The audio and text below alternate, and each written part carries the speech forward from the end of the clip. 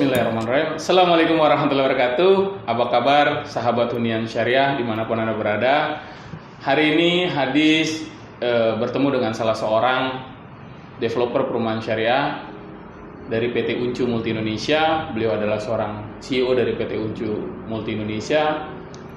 Beliau adalah Mas Nur Rahman Rizky atau biasa dipanggil dengan Mas Rizky. Alhamdulillah beliau saat ini sudah banyak membangun beberapa proyek perumahan syariah baik di kota Tangerang maupun di beberapa kota lainnya. Baik, kita langsung aja bertemu dengan Mas Nur Rahman Rizky atau Mas Rizky. Assalamualaikum. Waalaikumsalam. Apa kabar bro? Sehat. Mana aja lu? Alhamdulillah baik, biasalah. Termuter ya? Iya, siap. Bro, ini sahabat Hunian Syariah. Siap. Lagi banyak yang mau nanya-nanya nih bro mengenai masalah developer perumahan syariah. Nah, terus mengenai masalah perumahan syariah. Gimana sih perkembangan perumahan syariah saat ini? Perkembangan properti syariah saat ini, alhamdulillah makin kesini makin trennya makin meningkat ya. Oke. Karena apa yang sudah kita janjikan di awal sudah mulai kita buktikan. Oke. Artinya trust konsumen terhadap properti syariah khususnya kita itu sudah makin diapresiasi lah sama konsumen. Oke. Ya, karena selain mereka secara kebutuhan properti yang terpenuhi dengan properti syariah kita, tapi ada kebutuhan lain juga yang dapat terpenuhi juga. Oke. Salah satu contohnya itu adalah lingkungan hidup yang islami di perumahan kita. Oke. Jadi kepercayaan masyarakat terhadap perumahan syariah semakin hari semakin meningkat ya. Karena memang kebutuhannya telah mencukupi kebutuhan masyarakat ya. Oke, bro mau nanya dong mengenai apa sih itu developer perumahan syariah dan perbedaannya dengan developer konvensional? Oke. Perbedaan developer properti syariah dengan konvensional. Iya. Biasanya istilah itu kan kita sering dengarnya di perbankan. Iya, ada betul. perbankan syariah, Iya. ada yang konvensional. Iya, benar. Ya. Nah, kalau kita di properti syariah itu secara prinsipnya, secara program kerja itu sama, tidak ada lebih dan tidak ada kurangnya dari sisi propertinya. Karena ya kita selaku developer properti kita ngajukan perizinan, kita akuisisi lahannya, kita bangun rumahnya, kita urus izinnya sampai dengan IMB-nya dan lingkungannya, tata letak jalan segala macam kita atur sedemikian rupa yang memenuhi standar aturan di pemerintah setempat. Gitu. Nah, syariah di sini adalah syariah dalam sisi transaksinya, artinya skema kita, cara pembayaran kita, metode pembayaran kita itu sesuai dengan kaidah syariah agama kita. Gitu. Ya, tanpa bank, tanpa bunga, tanpa denda, tanpa sita, hal seperti itulah. Oke, jadi perbedaannya lebih kepada skema Cara pembelian, pembayaran dan transaksinya segala macam ya. Nah, apa sih yang harus dimiliki oleh seorang developer perumahan syariah? Ya itu tadi, karena secara properti, secara unit bisnisnya itu sama, nggak ada bedanya. Ya itu tadi adanya lahan, adanya minat untuk lahan tersebut yang bisa kita jual nanti selling poinnya. Lalu kita lengkapi semua perizinannya, kita bangun unitnya semaksimal mungkin.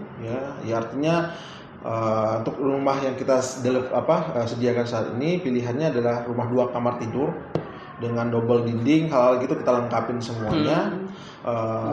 Secara program syariah tadi, nah alhamdulillahnya program kita, skema kita ini sudah di screening oleh MUI dan insya Allah murni syariah, alhamdulillah di sana.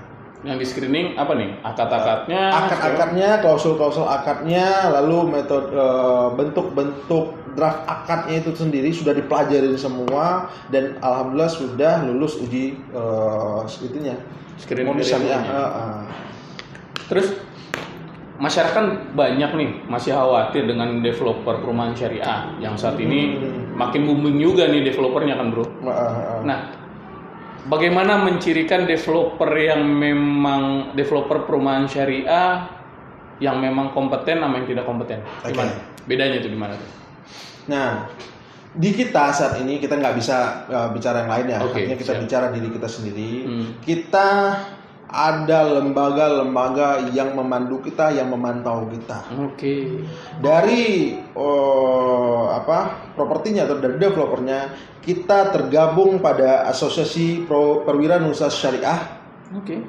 Asosiasi setingkat menteri yang bisa mengeluarkan shireng, ya, artinya kita terregistrasi sebagai pengembang. Nah, mereka yang memandu, yang mengontrol semua tindak tanduk kita, semua kerjaan kita, semua yang kita kerjakan, yang kita berikan itu memenuhi standar kualitas dari mereka. Oke, jadi nggak sembarangan tuh Nggak gitu sembarangan. harus tergabung dulu dengan asosiasi developer ya, bro? Betul. Jadi kalau kita macam-macam anggap seperti itu ya, ternyata kita aneh-aneh segala macam.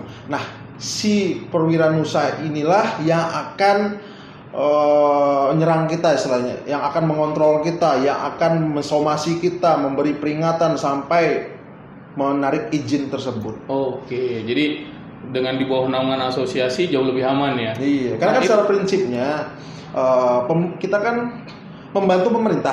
Iya, ya. Pemerintah ini menunjuk asosiasi lah sebagai protek di sana untuk mengontrol si pengembang yang ada di masyarakat sekarang. Iya. Karena masyarakat kan tidak punya akses untuk bisa melihat langsung. Artinya tips bagi masyarakat yang pengen beli properti, ya lihat itu tadi, dia tergabung atau tidak di asosiasi pengembang. Yang dapat mengeluarkan shireng tadi. Apa tuh shireng itu, bro?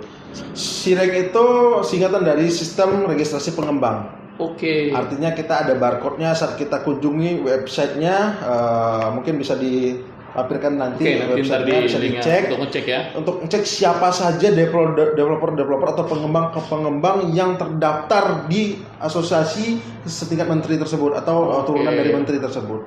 Atau kita dipantau oleh kementerian itu, Kementerian Perumahan. Kita nggak bisa macam-macam. Jadi secara legalitas, izin segala macam itu sebenarnya tidak ada perbedaan dengan konvensional, tapi dari sisi syariahnya adalah skemanya, transaksinya, akad-akadnya semuanya. Tapi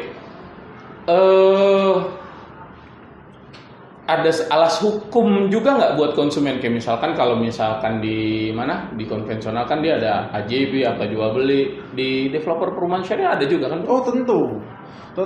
Konsumen ini kan dia berinvestasi ke sini. Siap. Kita harus menjamin investasinya ini bisa tercapai ya, atau terwujud. Lalu dia harus dibuat trust. Artinya dia harus percaya terhadap kita. Nah, untuk dia percaya sama kita pun harus melihatkan itu. Kita ada beberapa tata cara pembelian. Mungkin saya masuk ke tata cara pembelian ya. Yang pertama, penjelasan dan marketing. Lalu saat konsumen cocok terhadap skema harga, cocok terhadap lokasi kita, mereka booking fee. Ya, booking fee untuk mengikat unit, mengikat kaflingnya. Setelah itu seminggu biasanya dari sana mereka mulai membayar uang muka. Uang mukanya, setelah uang mukanya dibayarkan, kita ada namanya akad istisna. Di sanalah waktu atau alas hak hukumnya didapatkan. Jadi secara sisi syariahnya kita dijembatani dengan Dewan Syariah kita, akad istisna namanya secara syariahnya. Secara hukum positifnya ada PPJB. Perjanjian jual beli yang mengikat sebagai alas hak hukum si konsumen dan kita juga. Itu disahkan oleh notaris semuanya. Jadi secara hukum positif dia aman, secara hukum syariat juga dia aman. Alhamdulillah ya. Jadi banyak keuntungannya. Nah, apa sih yang harus, syarat-syarat apa nih? Kan banyak nih. Nantinya orang banyak tertarik dengan perumahan syariah, tapi mereka pengen tahu syarat-syarat apa sih yang harus dimiliki oleh seorang konsumen. Karena kan kalau di konvensional sendiri kan mereka ada screening tuh dari pihak lembaga keuangan, pihak ketiga yang melakukan screening layak atau tidaknya seorang konsumen. Karena kalau di developer perumahan syariah ada juga nggak screening seperti itu, bro? Secara persyaratan kita tetap melampirkan itu, Ya, syarat-syaratnya, ya, dokumen-dokumennya. dokumen-dokumennya. Oke. Tapi bukan menjadi tolak ukur atau pemutus disetujui atau tidaknya. Oke. Karena persyaratan kita sebagai pemilik barang terhadap konsumen hanya dia cocok terhadap barang kita, Oke. dia mampu skema kita dan amanah terhadap utang. Nah, ini dia nih. Iya, itu menariknya tuh. Iya, menarik nih. Karena jadi- posisi amanah terhadap hutang nih. Iya, karena gini, bro, kita ini bangsa Melayu ya, Indonesia ini, yang nenek moyang kita dulu itu orang Melayu, kita bangsa Melayu, yang kami meyakini orang Melayu ini punya sifat yang apa ya, nggak sporadis. Artinya jika kita bicara hutang itu jika ada uang untuk bayarnya, jika ada income untuk bayar pasti akan dibayar. Oke. Dan- Jadi itu dari leluhur kita Iya, gitu secara amanah terhadap hutang ya. Betul, kami meyakini itu. Artinya kalau dia nggak bisa bayar utang karena keadaan nggak bisa mengcover atau dia, sehingga dia tidak mampu membayar cicilannya. Kalau orang sudah tidak mampu, mau kita ancam pisau juga kalau udah nggak ada uangnya istilahnya kan, Iya. ya mungkin suaminya nggak bekerja, tulang punggung tidak bekerja, atau sudah dipecat atau penghasilannya sedang drop, ya mau gimana lagi? Secara perumahan kita kan mereka tetap tinggal di sana, rumahnya bisa kita lihat. Orang nggak bayar kan nggak mungkin dia gendong rumahnya bawa kabur, bro. Oh iya. Rumahnya di sana. Nggak mungkin rumah digondol-gondol. Betul. Dan kalau orang kita tadi balik lagi ke Melayu, kalau dia merasa nyaman di sana, terus dia merasa rumah ini perlu penting buat mereka dan mereka merasa nyaman, jika mereka ada uang, insya Allah dia akan bayar, akan lancar aja. Oke, jadi kita kembali ke adat istiadat budaya kita ya, yang memang orang Melayu yang amanah terhadap hutang. Iya. Kenapa kita mesti takut? Jadi tidak ada kendala ya, Tidak ada selama ini sama konsumen juga yang sudah ini tidak ada kendala ya. Iya. Tapi tetap kita ada ada benang merahnya juga lah terkait itu. Seperti kita ada aturan-aturan untuk menyikapin jika itu terjadi. Ya. Misalkan 1-2 bulan dia telat atau tidak bayar, ya kita coba datangin ke rumahnya. Oke. Kita lihat keadaannya, barangkali dia nggak datang, dia sakit, kita jengukin, dia bisa aktif lagi, bisa sehat lagi gitu kan. Ya untuk yang 2 bulan itu ya si konsumen nanti ayolah ngobrol sama kita, gimana baiknya, mau dibekukan dulu kah, bayar lagi cicilan ketiga gitu, atau di bulan selanjutnya yang ini simpen dulu pak karena ini belum bisa, ntar kalau ada uang double saya akan lunasin. Kita ngobrol lah, sifatnya dicari win-win solution lah ya. Iya, kita cari solusinya, gimana yang terbaiknya. Nah, jika misalkan setelah kita beri, dia sudah mengajukan permintaan untuk mundur bayar di bulan ketiga, dia juga tidak bisa bayar, ya kita coba minta penjamin. Hal itu kita mainkan. Oh gitu. Di bulan selanjutnya jika tidak bisa bayar, karena utang pun dalam Islam kan juga itu nih wajib dibayar ya, nih, betul. Gitu loh sampai. Nah, kita mempunyai aturan atau solusi. Itu kan rumah ada. Saat konsumen tidak bisa bayar, artinya dia sudah kita coba kasih ruang waktu selama 5-6 bulan belum juga, artinya dia sudah tidak mampu untuk membayar rumah itu. Ya monggo lah, rumah ini tadi kan udah nama dia, jual aja. Gitu. Rumahnya dijual, silahkan berapapun dijual, kita hanya minta bayar sisa hutangnya saja. Misalkan sisa hutangnya sisa 50 juta lagi, ternyata rumahnya laku dijual 300 juta, 500 juta, monggo diambil. Kita minta hanya kewajibannya saja. Yang 50 juta? 50 juta saja. Yang sisanya bisa dipakai beli rumah lagi mungkin, bisa dipakai modal usaha lagi mungkin. Oke. Jadi di sini dibutuhkan kejujuran dan keterbukaan dari konsumen itu sendiri ya. Karena Islam itu mengatur itu, bro. Oke, jadi semua dimudahkan asal ada keterbukaan dan kejujuran dari konsumen itu sendiri. Jadi kita saling terbuka, kita cari win-win solution. Cari solusinya. Nah, untuk PT Uncu sendiri nih, bro. PT Uncu sendiri tadi kan kita bicara di awal sudah terdaftar di SIRENG, Sistem Registrasi Pengembang. PT Uncu sendiri sudah terdaftar dong ya di SIRENG ya? Alhamdulillah bisa dicek. Bisa dicek Seperti saya bilang tadi, dicek di nanti ntar kita kasih lampirannya. Bisa dicek langsung di sana. Masukin nama PT kita, insya Allah akan muncul di sana. Oke. Dan itu di bawah naungan Asosiasi Perwira Nusa, Syariah. Asosiasi Developer. Betul. Ya, yang sudah diakui sama kementerian ya. Iya. Katanya. Oke. Untuk PT Unju sendiri nih, Bro. Ini kan saat ini kantor pusat ada kita ada di Tangerang nih ya. Betul. Terus ada beberapa proyek kita yang di Tangerang. Di Tangerang ada beberapa proyek sih, Bu? Kalau hamparannya satu hamparan. Oke, satu Tapi ada berapa tahapan yang kita buka. Oke. Ya, karena untuk saat ini kurang lebih sekitar 16 sampai 17 hektar. Kita jadi 2 sampai 3 tahapan. Oke. Nah, dalam tahap pertama ini yang saat ini kita sedang running penjualan dan pembangunan itu terdiri sebanyak kurang lebih 700 unit. Ada 700 unit. setengahnya. Banyak juga ya. Dan itu sudah solid. Nah, alhamdulillah seperti yang saya bilang tadi, karena antusias dari masyarakat cukup tinggi ya, sampai dengan saat ini kurang lebih sudah 650 sampai 650 kurang lebih yang sudah terjual. Bisa sedikit lagi ya? Sedikit lagi. Insya Allah. Alhamdulillah bro, kita dimudahkan. Oh iya. Jadi itu minatnya sangat tinggi sampai baru tahap pertama 700 unit kita buka sudah sekitar hampir 80-90% lah ya. Iya, bahkan pembangunan di lapangan pun belum ada yang 100% bro, masih tahap pembangunan saat ini. Tapi penjualan masih progres lah ya. Iya, masih progres. Tapi penjualan udah hampir sold out. Udah hampir sold out. Oke. Mantap, Masya Allah. Jadi selain di Tangerang nih bro, tadi kan Ani di bawah nih lewat, itu kan ada beberapa proyek tuh. Betul.